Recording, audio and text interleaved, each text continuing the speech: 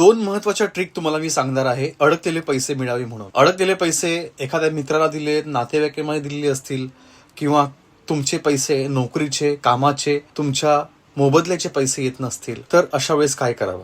मित्रांनो, रस्त्यावरती कुठेही तुम्हाला काळ्या रंगाचा कुत्रा पूर्ण जर असेल तर फार उत्तम.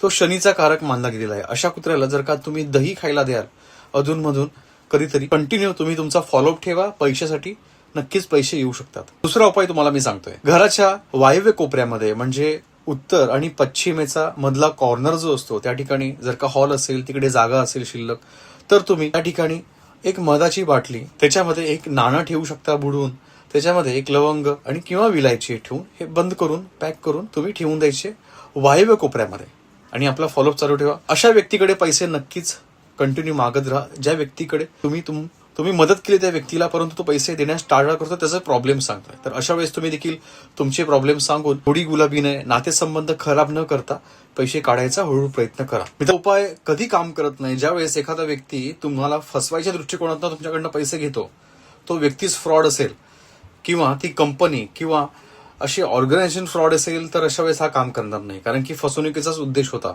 चोरीचा उद्देश होता. मित्रांनो, त्यानंतर शेवटचा उपाय, आपलं ब्रेसलेट तुम्ही वापरू शकता. धन आकर्षक ब्रेसलेट आहे. पैसा राहत नाही, टिकत नाही, सेव्हिंग होत नाहीये, पैसे कुठे अडकलेले असतील, अशा वेळेस त्याचा खूप लोकांना फायदा झालेला आहे.